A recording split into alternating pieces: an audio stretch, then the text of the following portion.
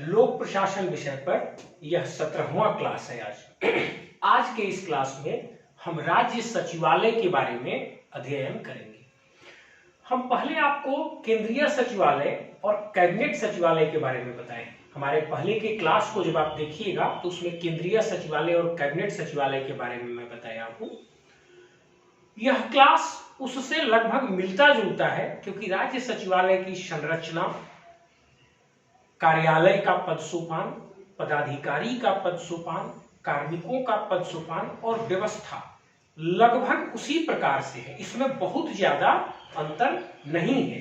यदि आप केंद्रीय सचिवालय का मेरा क्लास देखे होंगे तो उसमें मैं जो एक सिनोप्सिस बताया हूं, उस सिनोप्सिस को यदि आप फॉलो कर लेते हैं तो लगभग उसी प्रकार से इसका भी उत्तर लिखा जाएगा।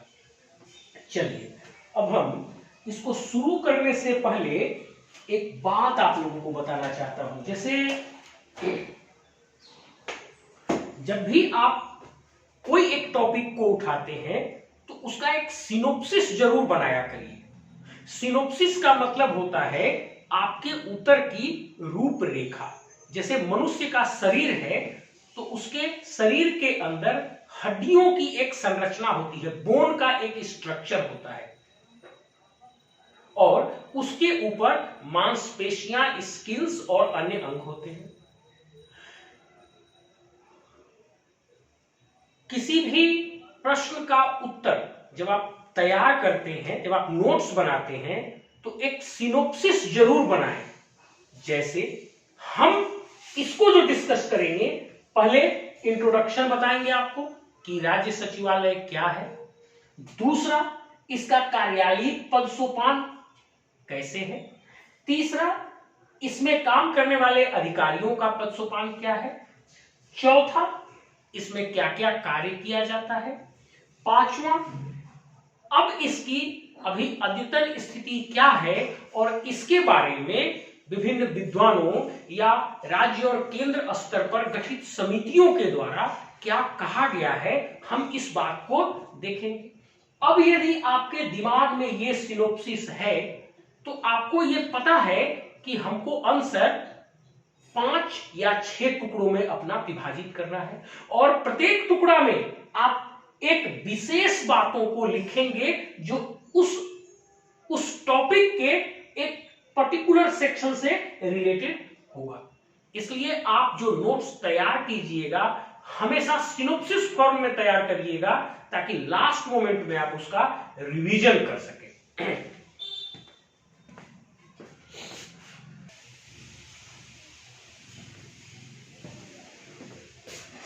चलिए, अब हम शुरू करते हैं अपने क्लास को। राज्य सचिवालय देखिए, मैं यहां पर सभी टेक्निकल बातों को तो कवर करूंगा ही करूंगा, लेकिन मैं इसे बहुत सरल शब्दों में समझाने की कोशिश करूंगा ताकि आप बहुत आसानी से इसको समझ सकें। और एक बात और ध्यान रखिएगा, आपकी विद्वता और दक्षता इस बात में निहित नहीं है कि किसी बात को आप कितना भारी भरकम और जटिल बनाकर प्रस्तुत करते हैं और लोगों को लगे कि वाह ये कितना कठिन और बड़ी चीज है। ये दक्षता और विद्वता नहीं है। दक्षता और विद्वता आपकी इस बात में है कि आप जटिल से जटिल चीज को, एक पहाड़ जैसे चीज को तोड़कर छोटे छोटे राई जैसे आकार में आप ऐसे प्रस्तुत करें कि एक आम आदमी बिना शिक्षक के भी उस बात को समझ सके। इसी में आपकी काबिलियत निर्भर है। मैं इसको सरल बनाने की कोशिश करूंगा। देखिए, चलिए शुरू करते हैं। जैसे केंद्र की सरकार है तो केंद्र में एक सचिवालय भी है और उसे केंद्रीय सचिवालय कहते हैं।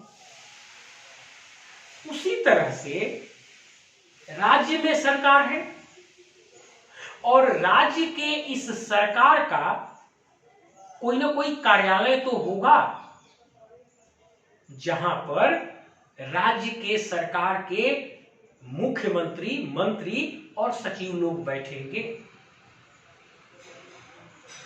राज्य सरकार के उसी कार्यालय को जहां पर मुख्यमंत्री, सभी मंत्री, सचिव लोग बैठकर कार्य करते हैं, उसी को राज्य सचिवालय कहा जाता है। अब इसे थोड़ा दूसरे तरीके से समझिए।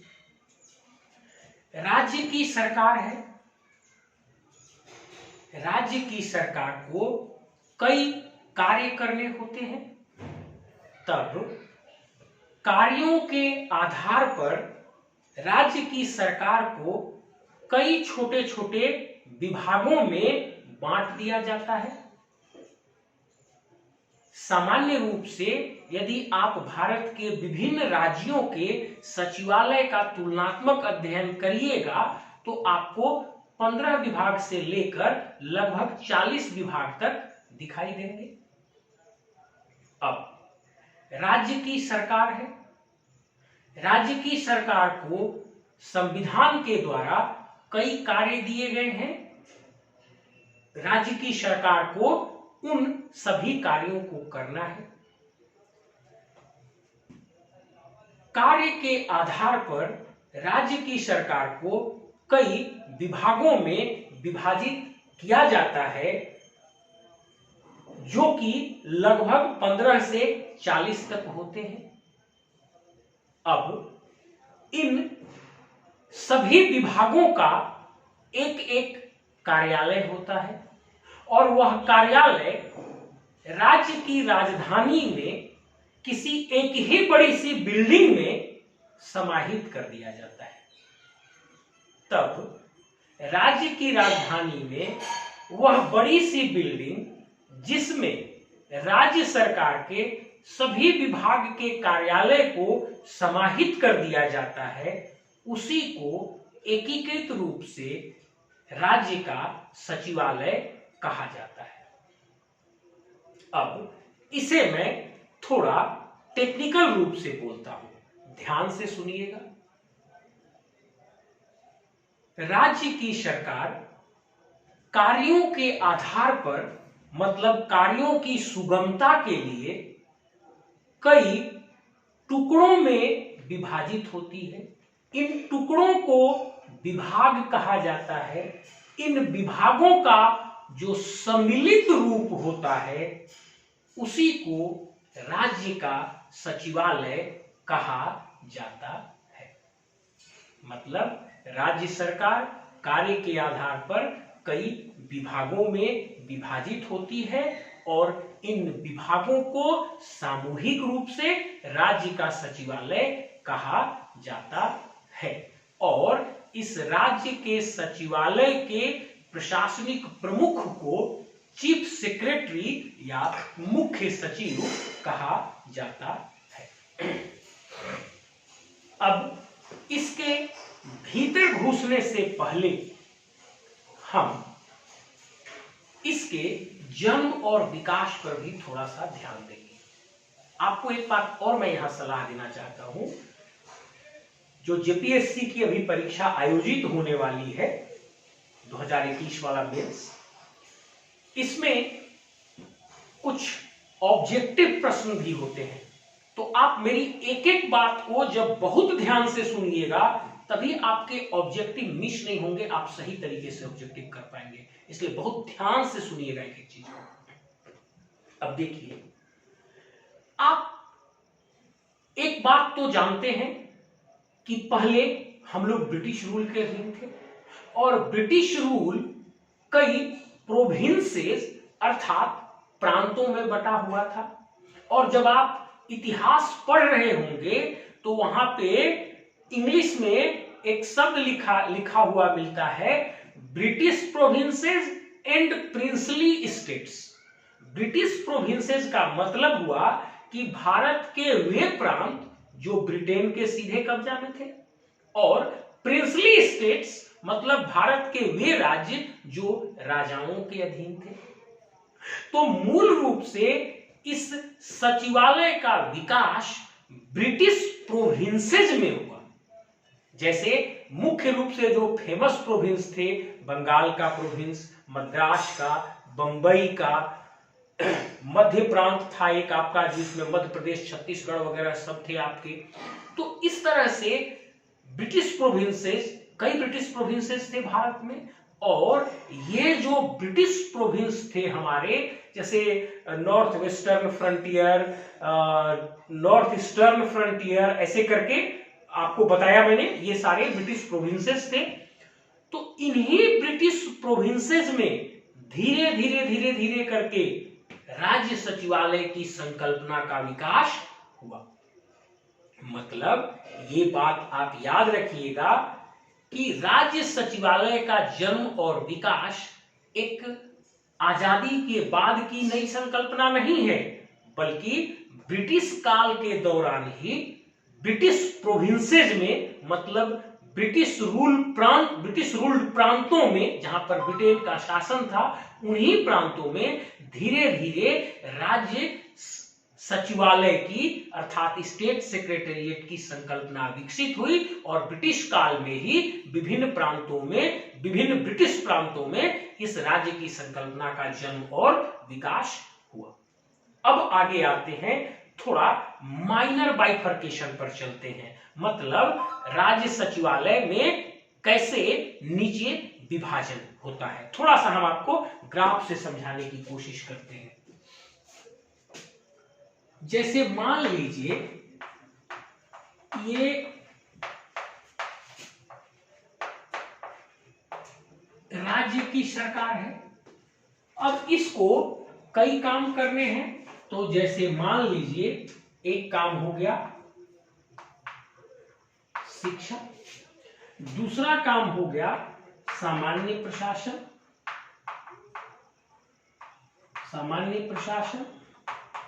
चलिए, तीसरा हो गया लॉ एंड ऑर्डर,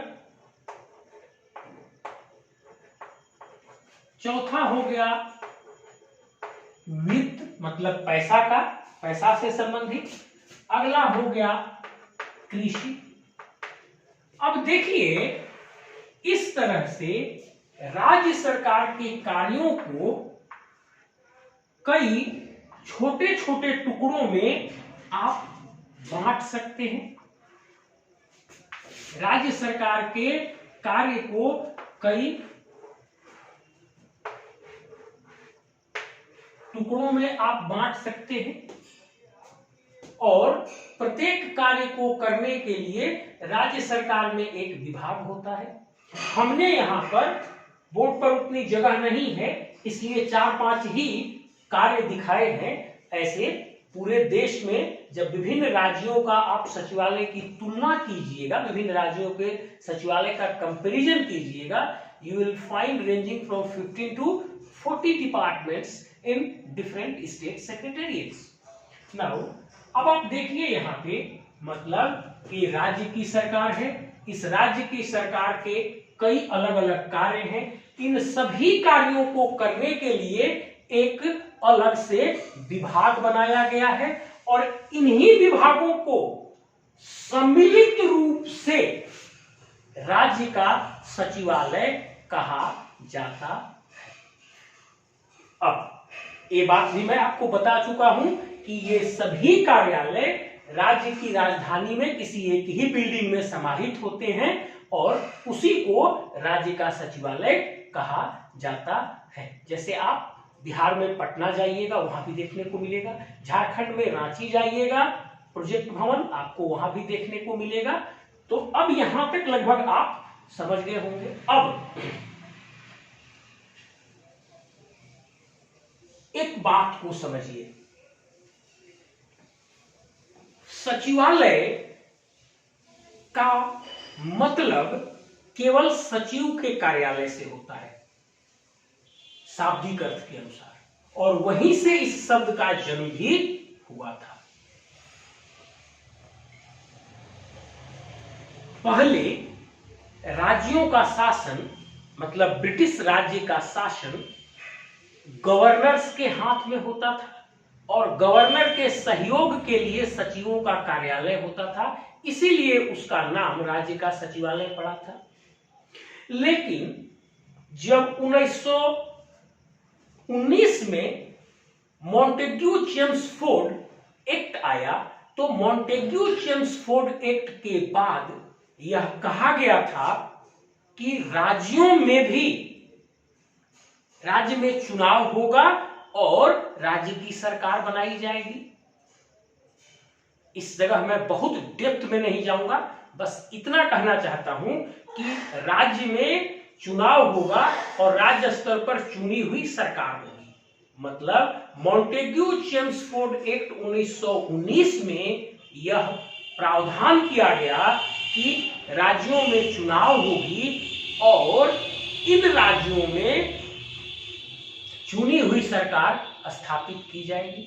और उसके बाद चुनाव हुआ भी और राज्यों में चुनी हुई सरकार स्थापित की गई। अब जब चुनी हुई सरकार स्थापित की गई तो प्रत्येक विभाग के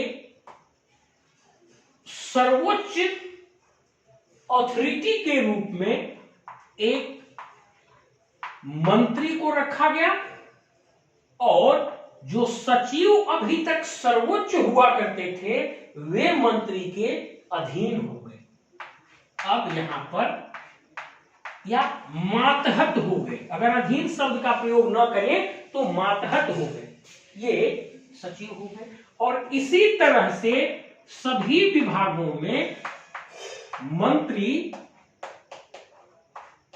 और सचिव बना दिया गया। इसी तरह सभी विभागों में मंत्री और सचिव बना दिया गया।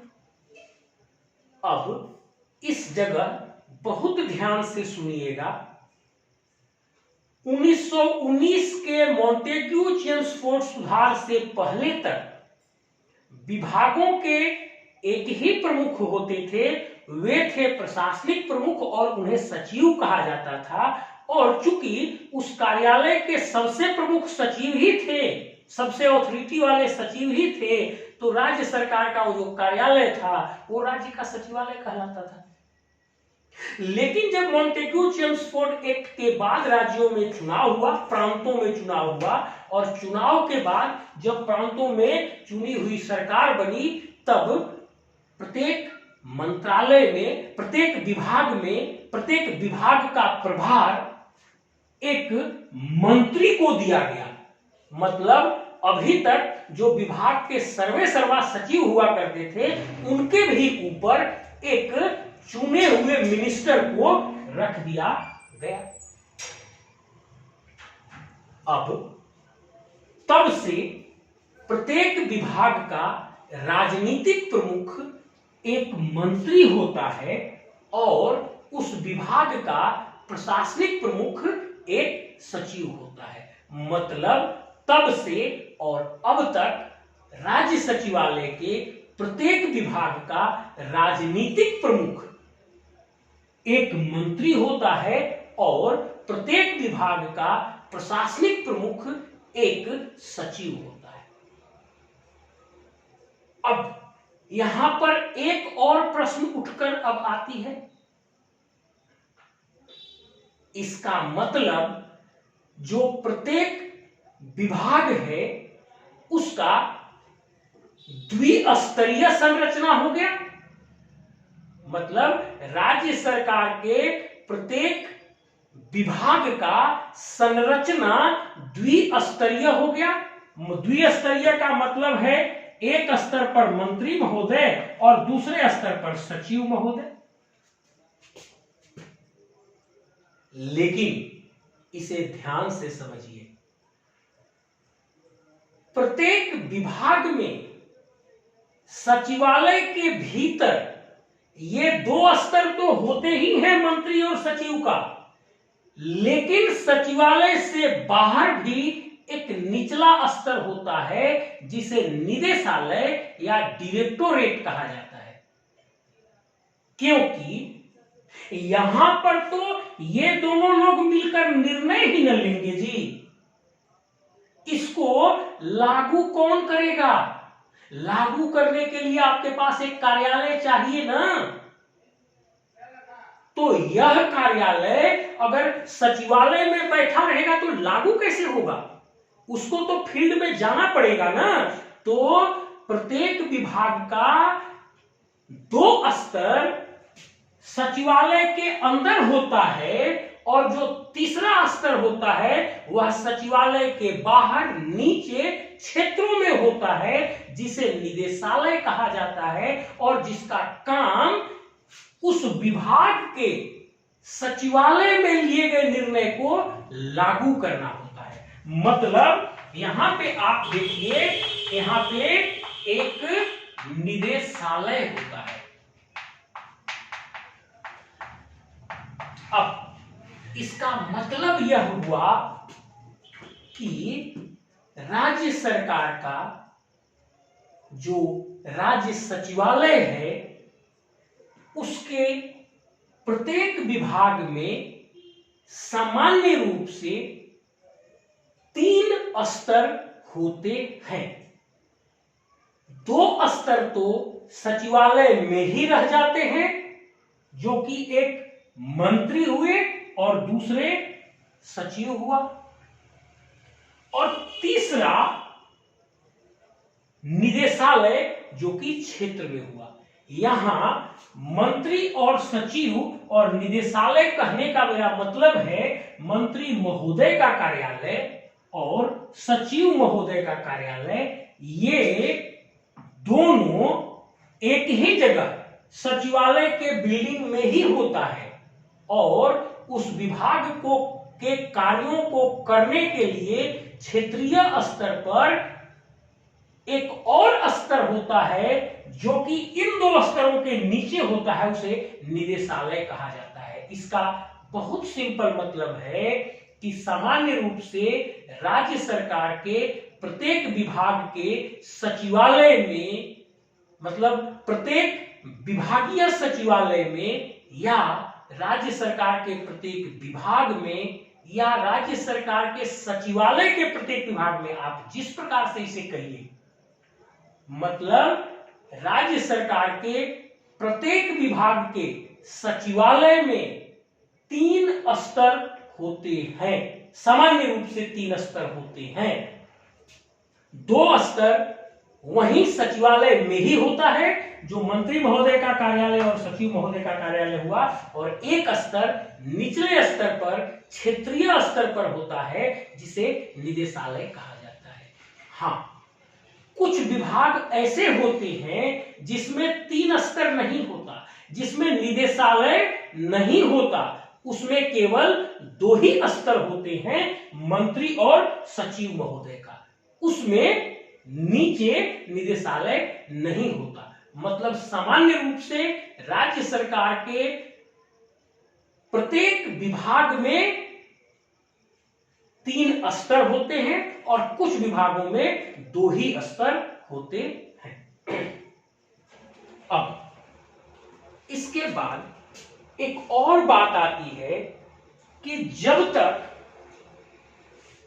केवल सचिव बैठते थे तब तक तो उसे सचिवालय कहा जाता था। अब जब उसी में मंत्री भी बैठने लगे, और मंत्री उस सचिव से भी ऊपर है, उसके भी ऊपर उनकी ऑथोरिटी है, तब अब क्या इसको सचिवालय ही कहा जाना चाहिए? नहीं। अब आप प्रत्येक राज्य की राजधानी में जाकर देखिएगा, वहां पर जो बिल्डिंग होती है उस पर भी लिखा होता है फलाना सरकार का मंत्रालय। जैसे आप झारखंड में जाकर देखिए, उसमें लिखा हुआ है झारखंड सरकार का मंत्रालय। कहने का मेरा मतलब है कि अब चूंकि उसी सचिव के कार्यालय में उस सचिव से ऊपर राजनीतिक रूप से चुने हुए मंत्री बैठने लगे, अतः अब वह सचिवालय मंत्रालय के नाम से जाने लगा। मतलब इसको शॉर्ट में मैं कहूं कि जब से सचिवालय में प्रत्येक विभाग के प्रमुख के रूप में चुने हुए जनप्रतिनिधि की मंत्री के रूप में नियुक्ति की जाने लगी, तब से वही सचिवालय मंत्रालय बन गया, और अब सचिवालय उस मंत्रालय का ही एक हिस्सा है। मतलब जिसे अब हम सचिवालय कहते थे, पहले कहते थे, वो अब राज्य सरकार का मंत्रालय बन गया, और क्योंकि उसमें अब मंत्री भी बैठने लगे जो सबसे पावरफुल और ऊपर है, इसलिए अब वो मंत्रालय हो गया और जो पहले सचिवालय थी अब उसी मंत्रालय का एक हिस्सा बन गई। अब दो बात और मैं यहां क्लियर करना चाहता हूं। राज्य सरकार का सचिवालय मतलब सभी विभागों का सम्मिलित रूप, और विभागीय सचिवालय मतलब कोई एक विभाग। ये बात जरूर ध्यान रखिएगा। अब मैंने बताया कि प्रत्येक विभाग में राजनीतिक प्रमुख के रूप में एक मंत्री महोदय नियुक्त होते हैं जो राजनीति के प्रतिनिधित्व करता होते हैं, और दूसरा सचिव होते हैं जो प्रशासन के प्रमुख होते हैं, इन्हें प्रशासनिक प्रमुख कहा जाता है। ये मुख्य रूप से उस राज्य काडर के वरिष्ठ आईएएस पदाधिकारी हुआ करते हैं। मेरे ख्याल में स्पष्ट हो गया होगा। मंत्री चुने हुए होते हैं और जो सचिव होते हैं वे सचिवालय उस विभाग के प्रशासनिक प्रमुख होते हैं और वे उस राज्य काडर के सीनियर आईएएस ऑफिसर, वरिष्ठ आईएएस पदाधिकारी हुआ करते हैं।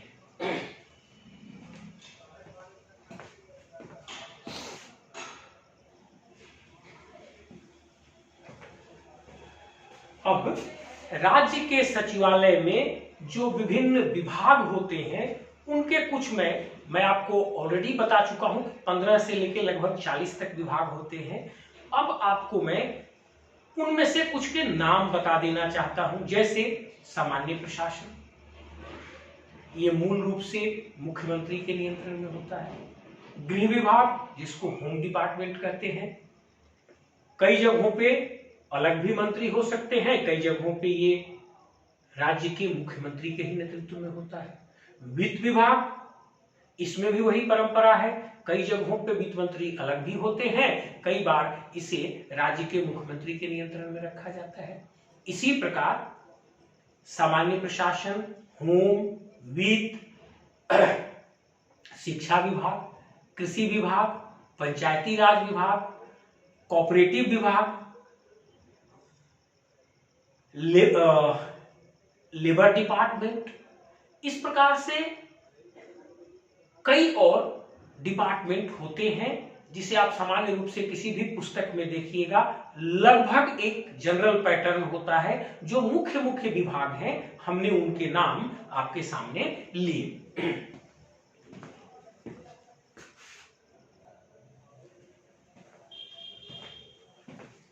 अब देखिए, राज्य सरकार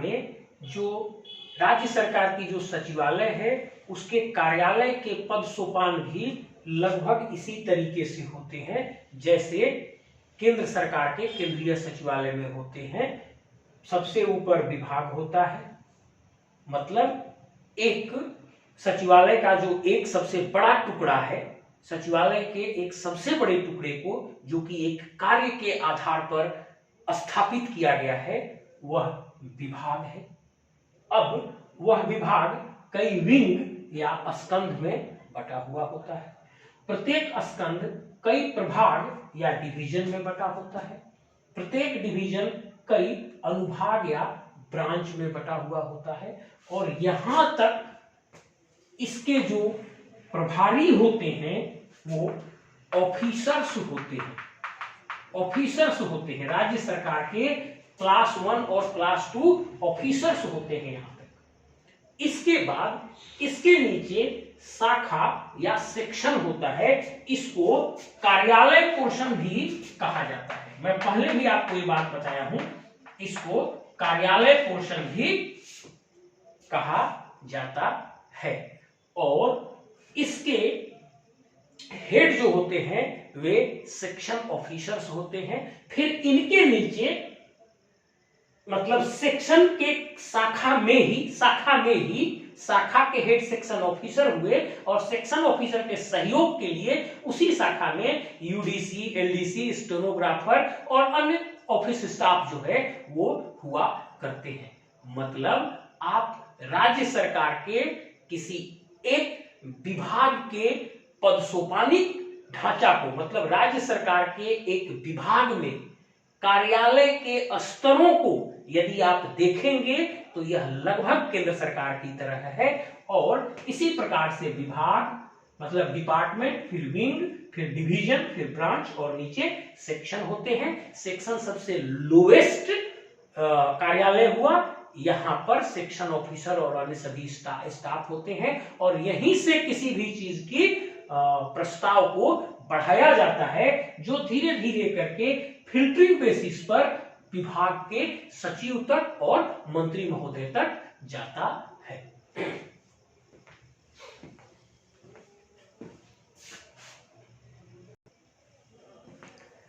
परीक्षा के समय यदि आपको ये याद ऐसे नहीं रहेगा तो इसके लिए मैंने जो टेक्निक यूज किया था अपने लिए, वो हमने प्रत्येक के फर्स्ट लेटर को हमने यूज किया था। हम ऐसे याद किए थे DWDBS, DWDBS। तो DWDBS अगर आप याद रखिएगा तो D से डिवीजन, W से विंग, फिर D से पहला D से डिपार्टमेंट, W से विंग, दूसरा D से डिवीजन, B से ब्रांच और S से सेक्शन, DWDBS।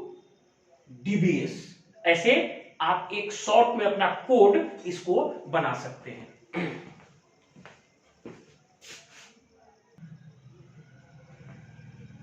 अब देखिए, राज्य सरकार के सचिवालय में जो पदाधिकारी होते हैं उन पदाधिकारियों के पद सोपान को देखिए। सबसे ऊपर सचिव होते हैं, इन्हें प्रधान सचिव भी कहा जाता है। अब जो है उनके नीचे विशेष सचिव या अतिरिक्त सचिव मतलब स्पेशल सेक्रेटरी या एडिशनल सेक्रेटरी होते हैं। फिर उनके नीचे संयुक्त सचिव ज्वाइंट सेक्रेटरी होते हैं। उनके नीचे उप सचिव मतलब डिप्टी सेक्रेटरी, उनके नीचे अवर सचिव मतलब अंडर सेक्रेटरी और उनके नीचे कहीं कहीं सहायक सचिव का भी प्रचलन है। तो सहायक सचिव होते हैं जिन्हें असिस्टेंट सेक्रेटरी कहा जाता है। अब ध्यान से इस बात को समझिएगा, ये जो आप पदाधिकारियों का पद सोपान देख रहे हैं, पदाधिकारियों का यह पद सोपान लगभग उसी तरह से है जैसा कि मैंने आपको केंद्रीय सचिवालय के क्लास में बताया था। केंद्रीय सचिवालय के क्लास में जिस प्रकार से पदाधिकारियों का पद सोपान था, यहां भी पदाधिकारियों का पद सोपान उसी प्रकार से है। और जैसा मैंने आपको बताया था कि सबसे ऊपर विभाग होता है, विभाग के नीचे स्कंध मतलब विंग होता है, विंग के नीचे डिवीजन, प्रभाग, अनुभाग, शाखा होता है। तो ये पदाधिकारी उसी तरह से विभिन्न कार्यालय के प्रमुख हुआ करते हैं। डिपार्टमेंट, विंग, डिवीजन, ब्रांच और सेक्शन, हमने कार्यालय के 5 पद सोपान बताए थे। ये पदाधिकारी भी उसी तरह से हैं और ये विभिन्न पदाधिकारी उन्हीं कार्यालयों के हेड प्रमुख बनाए जाते हैं। जिस तरह से वहां पे कार्यालय का पद सोपान था, यहाँ आपने पदाधिकारी का पद सोपान देखा। और जैसे सबसे ऊपर वहां विभाग था तो विभाग के हेड सचिव हुए। अब उसके नीचे आपने देखा वहां पर विंग था तो उसके लिए विशेष सचिव या एडिशनल सेक्रेटरी हुए। उसके नीचे डिवीजन, ब्रांच, सेक्शन था। तो उसी तरह से विभिन्न स्तर पर इन पदाधिकारियों को प्रभार दिया जाता है। अब ध्यान से समझिएगा, ये पदाधिकारी किस सेवा से लिए जाते हैं। तो ये जो राज्य सरकार में ये पदाधिकारी का पद सोपान है, ये मूल रूप से 3 सेवा के पदाधिकारी होते हैं। देखिए, पहला है IAS पदाधिकारी, दूसरा है स्टेट सर्विस की, स्टेट सर्विस मतलब राज्य सेवा से, और तीसरा राज्य के सचिवालय सेवा से भी होते हैं। मतलब 3 सेवा के पदाधिकारियों को यहां राज्य के सचिवालय में ऑफिसर के रूप में नियुक्त किया जाता है। ध्यान से समझिएगा, मैंने यहाँ पर सचिवालय में पदाधिकारियों का पद सोपान बताया, मतलब किस प्रकार से प्रमोशन होके उच्च पद की ओर जब आप बढ़ते हैं तो आपके पदनाम में क्या परिवर्तन होता जाता है। ये है राज्य सरकार का सचिवालय, राज्य सरकार के सचिवालय में अधिकारियों का पद सोपान, पद की सीढ़ियां। लेकिन ये जो अधिकारी बैठे हुए हैं इस पद सोपान में, ये किस सर्विस से होते हैं, किस सेवा के होते हैं? तो इसका उत्तर है ये 3 सेवा से होते हैं। आईएएस ऑफिसर्स मतलब भारतीय प्रशासनिक सेवा के पदाधिकारी, राज्य प्रशासनिक सेवा के पदाधिकारी, और एक अलग से काडर होता है राज्य सचिवालय सेवा का। तो राज्य सचिवालय सेवा के पदाधिकारी भी पदोन्नति पाते हुए पद सोपान में विभिन्न ऊंचाइयों पर चढ़ते हैं। मतलब ये जो राज्य सचिवालय में पदाधिकारी हैं ये 3 सेवा के लोग हैं। पहला भारतीय प्रशासनिक सेवा के, ये सचिवालय में सर्वोच्च पदों पर, इधर विशेष सचिव, अतिरिक्त सचिव और सचिव के रूप में अधिकतर इन्हीं लोगों की नियुक्ति होती है। अब जो दूसरा है राज्य प्रशासनिक सेवा के लोग, और तीसरा है आपका राज्य सचिवालय सेवा। तो राज्य प्रशासनिक सेवा और राज्य सचिवालय सेवा के जो पदाधिकारी हैं वो नीचे से लेकर ज्वाइंट सेक्रेटरी के स्तर तक होते हैं। कुछ इस सेवा के लोग भी विशेष या अतिरिक्त सचिव तक जाते हैं, और ये लगभग तब पहुंचते हैं जब राज्य प्रशासनिक सेवा के पदाधिकारियों की प्रोन्नति भारतीय प्रशासनिक सेवा में हो जाती है। मतलब आईएएस अधिकारी मुख्य रूप से ये ऊपर के 2 पदों पर होते हैं, और राज्य प्रशासनिक सेवा और राज्य सचिवालय सेवा के पदाधिकारी नीचे के इन 4 पदों पर होते हैं। और बाद में जब इनकी भी प्रोन्नति आईएएस पदाधिकारी में हो जाती है, बाद में जब इनकी भी प्रोन्नति आईएएस पदाधिकारी में हो जाती है, तब ये विशेष सचिव या अतिरिक्त सचिव के, मतलब मैं सुधार के फिर से बोलता हूं, बाद में जब राज्य प्रशासनिक सेवा के पदाधिकारियों की राज्य प्रशासनिक सेवा में रहते हुए वे ज्वाइंट सेक्रेटरी तक जाते हैं। इसके बाद जब इनकी प्रोन्नति हो जाती है, राज्य प्रशासनिक सेवा के पदाधिकारी की प्रोन्नति जब भारतीय प्रशासनिक सेवा में हो जाती है, आईएएस में हो जाती है, तब उन्हें विशेष सचिव और अतिरिक्त सचिव के पद पर भी पदस्थापित किया जाता है।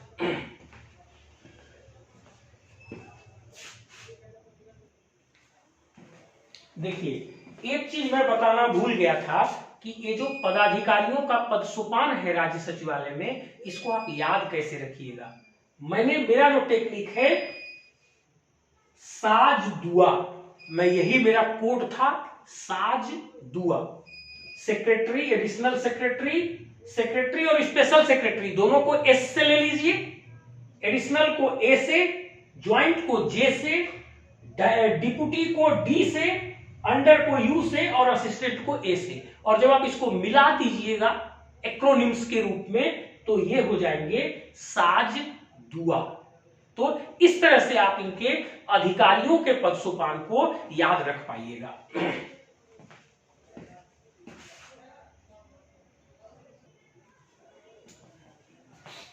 अब देखिए राज्य के सचिवालय के क्या मुख्य कार्य हैं।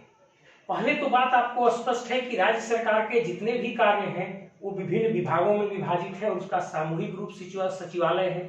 मतलब राज्य सरकार के संपूर्ण कार्य ही सचिवालय के जिम्मेदारी में है, लेकिन मुख्य रूप से हम उनको बाइफरकेट करने की कुछ कोशिश किए हैं। देखिए, सबसे पहला है नीति निर्माण। ये आप जानते हैं कि क्षेत्र स्तर पर या जिला स्तर पर जो भी कार्यालय हैं वहां पर सरकार के कार्यों को किया जाता है। मतलब सरकार जो निर्णय लेती है उसको लागू किया जाता है, और उस स्तर पर नीति निर्माण करना, शांति से बैठकर सोचना और उस नीति का मूल्यांकन करना कि वह कितना सफल हुआ और कितना असफल हुआ और इसमें क्या परिवर्तन किया जाए, यह संभव नहीं होता। रोजमर्रा के कार्य इतने अधिक और इतने इंपोर्टेंट हो जाते हैं कि शांति से बैठकर सोचने की बात संभव नहीं है। मतलब शांति से बैठकर सोचने का कार्य और सोचकर निर्णय लेने का कार्य सचिवालय के स्तर पर ही किया जा सकता है। अतः सचिवालय का जो सबसे पहला मुख्य काम है वह काम है नीति का निर्माण करना, मतलब फॉर्मुलेशन ऑफ पॉलिसीज। इस स्तर पर पूर्व की नीतियों का मूल्यांकन या इवैल्यूएशन किया जाता है। उसके बारे में पब्लिक से फीडबैक ली जाती है, समझा जाता है कि वह नीति कितनी सफल हुई और पब्लिक में इसके प्रति कितनी आकर्षण है। फिर जो उस नीति के लागू करने के दौरान जो समस्याएं आती हैं उसके आधार पर उस नीति में परिवर्तन किया जाता है और परिवर्तन करके फिर से नया नीति का निर्माण किया जाता है। अब इसे मैं अगर सिलसिलेवार सजाकर कहूं तो सचिवालय का प्रमुख कार्य सरकार की नीतियों का निर्माण करना है। इस स्तर पर पूर्व में लागू की गई नीतियों का मूल्यांकन किया जाता है। यह देखा जाता है कि उनके लागू करने में क्या क्या समस्याएं आई और वे कितनी सफल रही। उसके बाद उसके अनुसार नीतियों में परिमार्जन किया जाता है और नई नीतियां लाई जाती है। अब नीति निर्माण के बाद जो दूसरा इसका महत्वपूर्ण कार्य है वो है विभिन्न विभागों के बीच समन्वय स्थापित करना। सरकार के कार्य कई टुकड़ों में, मतलब कई विभागों में विभाजित है और कई ऐसे कार्य होते हैं जो एक विभाग नहीं बल्कि कई विभागों के सम्मिलित प्रयास से किए जाते हैं। अब इस स्थिति में उन विभागों के बीच समन्वयन की आवश्यकता होती है। जैसे आप देख लीजिए, विभाग कोई भी हो उसे वित्त विभाग से जरूरत है कि नहीं? वित्त के बिना आप शासन कैसे चलाइएगा? विभाग कोई भी हो उसको पर्सनल डिपार्टमेंट से जरूरत है कि नहीं? क्योंकि मैन पावर के बिना आप काम कैसे चलाइएगा? मेरा कहने का मतलब है कि राज्य सरकार के कुछ कार्य कई विभागों के सम्मिलित प्रयास से किए जाते हैं और उन विभागों के बीच तालमेल बिठाने की भी जरूरत होती है। उन विभागों के जो क्षेत्रीय कार्यालय होते हैं उनके बीच तालमेल बिठाने की जरूरत होती है, तब जाके वो कार्य हो सकता है। तो विभिन्न विभाग के क्षेत्रीय कार्यालयों और विभिन्न विभागों के बीच भी तालमेल और समन्वय बैठाने का कार्य राज्य सचिवालय स्तर पर किया जाता है। यहाँ मंत्री होते हैं, मुख्यमंत्री होते हैं, बड़े पदाधिकारी होते हैं। उनके द्वारा जब तालमेल बिठा लिया जाता है तो नीचे के पदाधिकारियों में यदि तालमेल न भी हो तो उनके आदेश पर इन्हें तालमेल करना पड़ता है और सरकार का कार्य सुचारू रूप से चलाया जा सकता है।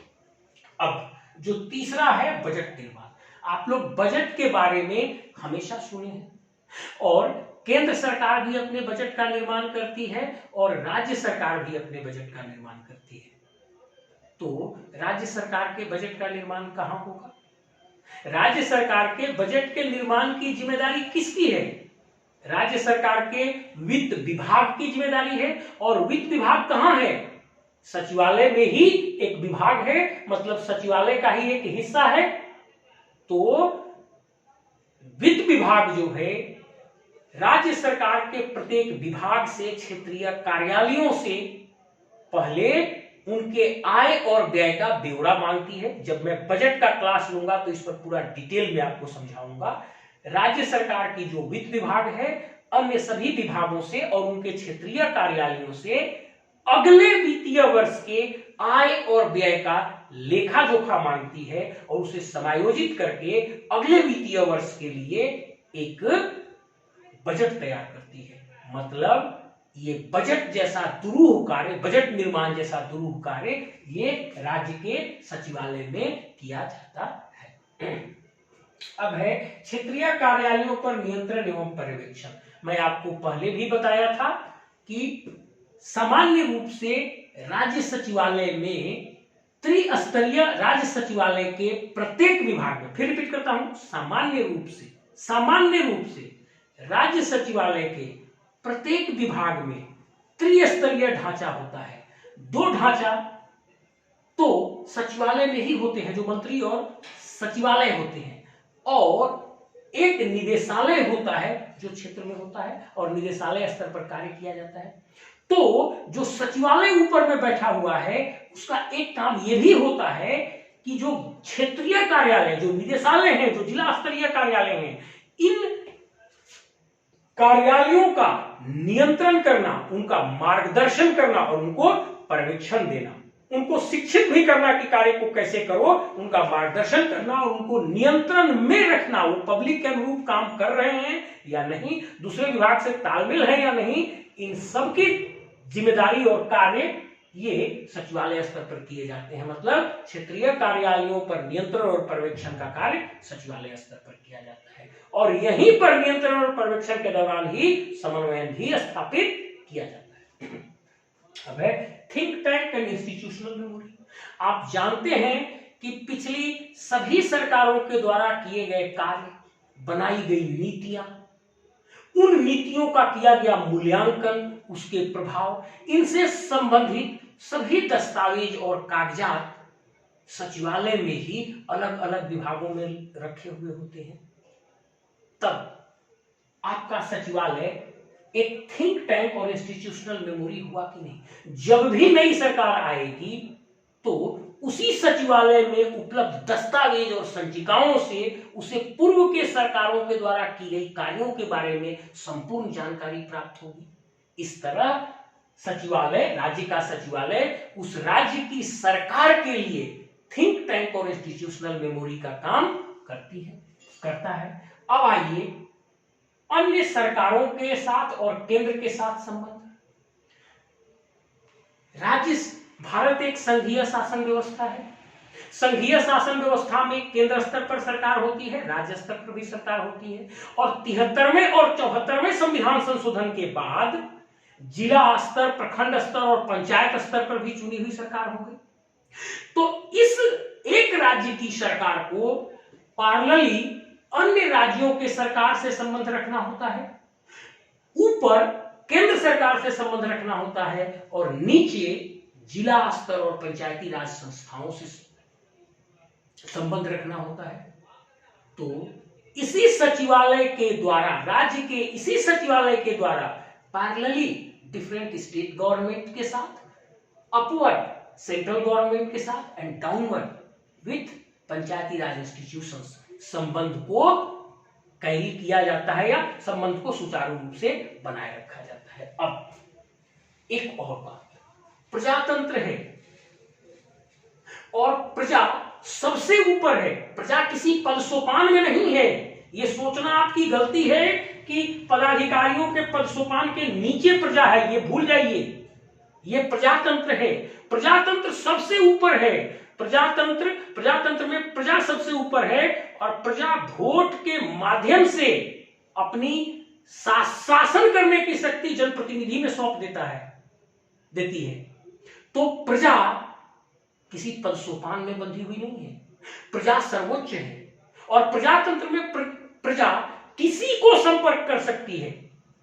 कई बार क्षेत्रीय कार्यालय के द्वारा सही से कार्य नहीं किए जाते या क्षेत्रीय कार्यालय सही से कार्य नहीं कर पाते, तब इसकी शिकायत और सूचना जनता के द्वारा पिटीशन और अपील के माध्यम से सचिवालय में भी दी जाती है, मंत्री को दी जाती है, सचिव को दी जाती है।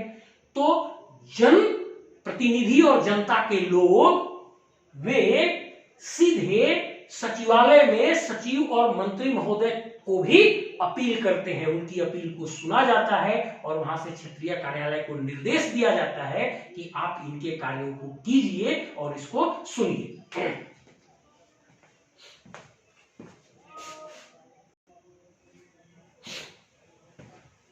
अब देखिए, जो प्रशासनिक सुधार आयोग बनाई गई थी, प्रशासनिक सुधार आयोग प्रथम 1966 में बनाई गई थी। इस प्रशासनिक सुधार आयोग के द्वारा कुछ रिकमेंडेशंस दिए गए थे। प्रशासनिक सुधार आयोग ने केंद्र सरकार पर, राज्य सरकार पर और अन्य संस्थाओं पर अपने अलग अलग रिकमेंडेशन दिए थे।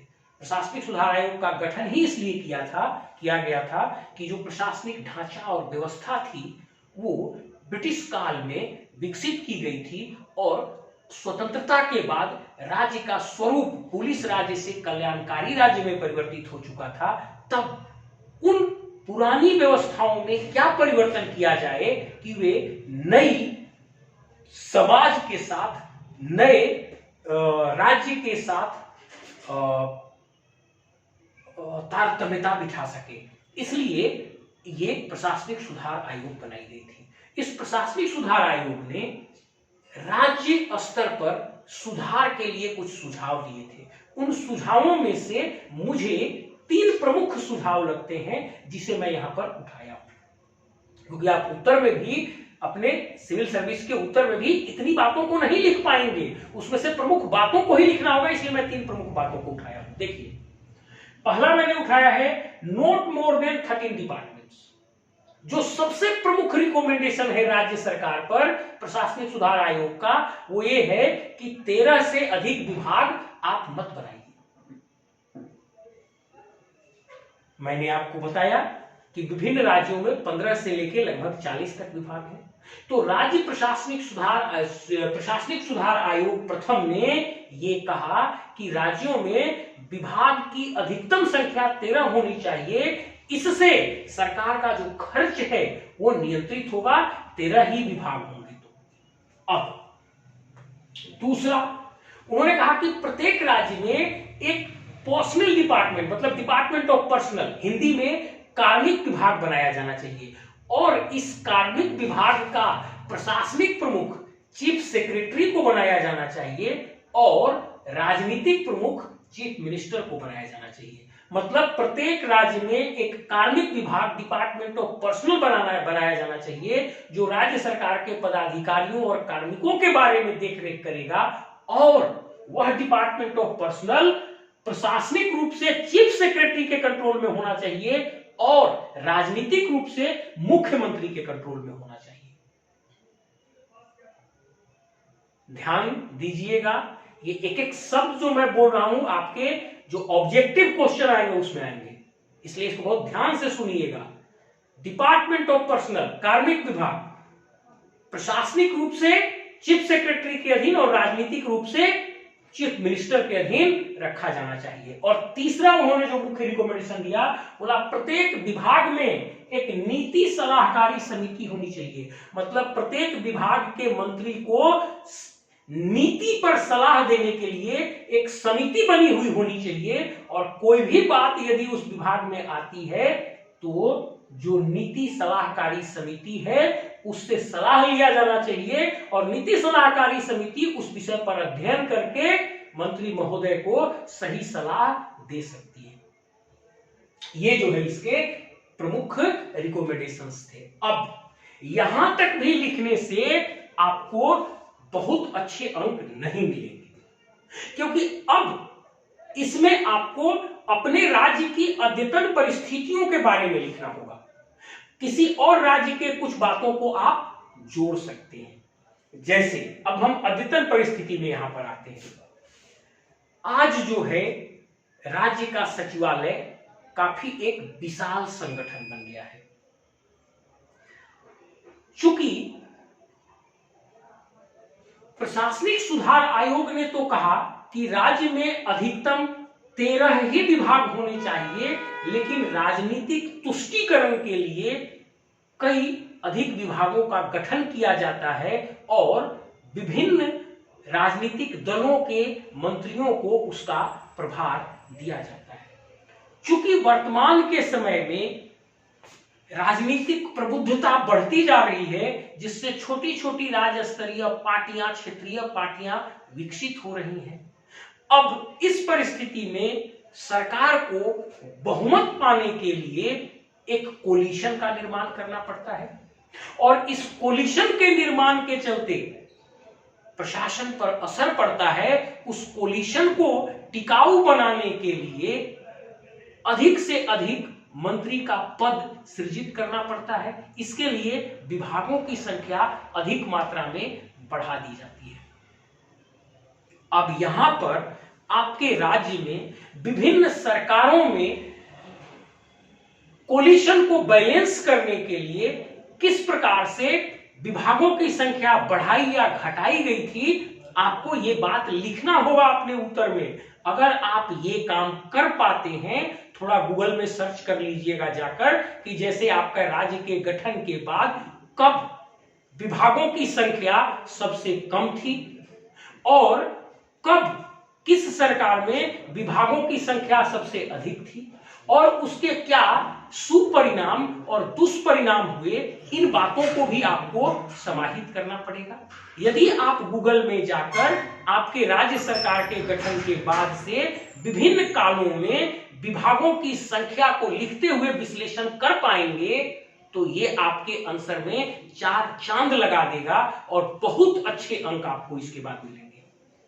फिर इसमें 1-2 और बातों को ऐड करिएगा कि क्या जितने पद सोपान कार्यालय और पदाधिकारी के स्थापित किए गए हैं, क्या इतने पद सोपान होना आवश्यक है? क्या इससे सचिवालय में कार्यों में देरी नहीं होती है? इस पर आप अपना स्वतंत्र रूप से पक्ष रख सकते हैं। इस जगह आप बहुत ज्यादा लंबा चौड़ा विश्लेषण मत करिएगा। एक पैराग्राफ में 5-10 पंक्ति में अपना विश्लेषण दे सकते हैं कि जितने पद सोपान कार्यालय के हैं और जितने पद सोपान पदाधिकारियों के हैं, क्या इतने पद सोपान होने चाहिए सचिवालय में? क्या इससे किसी प्रकार की कार्यों में विलंब और अननेसेसरी देरी नहीं होती है? फिर आप एक बात का और विश्लेषण करिएगा कि प्रत्येक विभाग में डेस्क ऑफिसर सिस्टम लागू किया जाना चाहिए। जैसे केंद्र के सरकार में डेस्क ऑफिसर सिस्टम केंद्रीय सचिवालय में लाया गया, तो क्या डेस्क ऑफिसर सिस्टम राज्य के सचिवालय में भी लाया जाना चाहिए? फिर ऑफिसर ऑन स्पेशल ड्यूटी जैसे केंद्र के सरकार में केंद्रीय सचिवालय में होता है, क्या राज्य सरकार में लाया जाना चाहिए? क्या सचिवालय के कार्यों को जो अननेसेसरी बढ़ा दिया गया है, इसको घटाया जाना चाहिए? और आखिर अगर ऐसा किया जाए तो कैसे किया जाए? यदि इन बातों पर आप विश्लेषण करते हैं और तारतम्यता बनाकर लिखते हैं, तब आपको बहुत अच्छे अंक मिलेंगे, बहुत अच्छे अंक मिलेंगे। अब हम फिर यहां पर रिपीट कर देते हैं, जो अंत वाला पोर्शन होगा आपका आंसर का, वहां पे ये चीज जरूर लाइएगा कि जब से राज्य सरकार का गठन हुआ तब से किन किन सरकारों में कब कब विभागों की संख्या कम और अधिक की गई और क्यों विभागों की संख्या कम और अधिक करनी पड़ी? क्या किसी राजनीतिक तुष्टीकरण के लिए विभाग की संख्या बढ़ाई गई, मंत्री के पदों की संख्या बढ़ाई गई?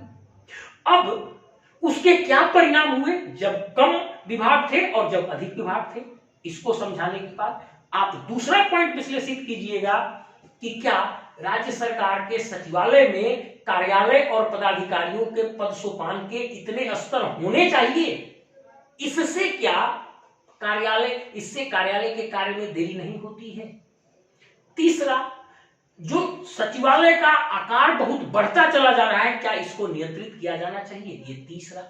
अब चौथा, केंद्रीय सचिवालय की तरह क्या डेस्क ऑफिसर सिस्टम प्रत्येक विभाग में राज्य सचिवालय में लाया जाना चाहिए? मतलब केंद्रीय सचिवालय की तरह अगर राज्य के सचिवालय में डेस्क ऑफिसर सिस्टम लाते हैं तो उसका क्या पॉजिटिव इफेक्ट हो सकता है? आप इसका भी विश्लेषण कर लीजिए। फिर केंद्रीय सचिवालय में ऑफिसर ऑन स्पेशल ड्यूटी होते हैं, क्या राज्य सचिवालय में भी ऑफिसर ऑन स्पेशल ड्यूटी लाया जाना चाहिए? इस बात का भी आप विश्लेषण कर सकते हैं। अब जैसे केंद्रीय सचिवालय में टेन्योर सिस्टम की परंपरा होती है, क्या राज्य सचिवालय में भी टेन्योर सिस्टम है?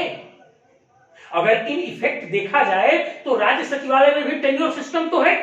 जो भी जिला स्तर पर डीएम होते हैं, additional secretary, DDC, SDM, BDO, CO होते हैं, बाद में वही लोग प्रमोशन के बाद राज्य के सचिवालय में जाते हैं, फिर वहां से उनकी पोस्टिंग फील्ड में की जाती है। तो जो टेन्योर सिस्टम था, जो लॉर्ड कर्जन ने लाया था केंद्रीय सचिवालय में, क्या वो टेन्योर सिस्टम आपके राज्य के सचिवालय में सही ढंग से फॉलो किया जा रहा है? क्या वह टेन्योर सिस्टम सही ढंग से आपके राज्य सचिवालय में फॉलो किया जा रहा है या नहीं किया जा रहा है? अगला, आप डिजिटलाइजेशन का एक अंग जोड़ सकते हैं। तो डिजिटलाइजेशन का अंग आप कैसे जोड़ेंगे? आप ये बताने की कोशिश करेंगे कि पर्यावरण के लिए भी हानिकारक है और कागजों में रखी गई संचिकाएं फट जाती हैं, भूल जाती हैं और अनमैनेजेबल हो जाती हैं। क्या सरकार को अपने सचिवालय के डिजिटलाइजेशन का प्रयास नहीं किया जाना चाहिए? और आपके सरकार में उसके डिजिटलाइजेशन के लिए कितना प्रयास किया गया, आप इन बातों को दिखाइए।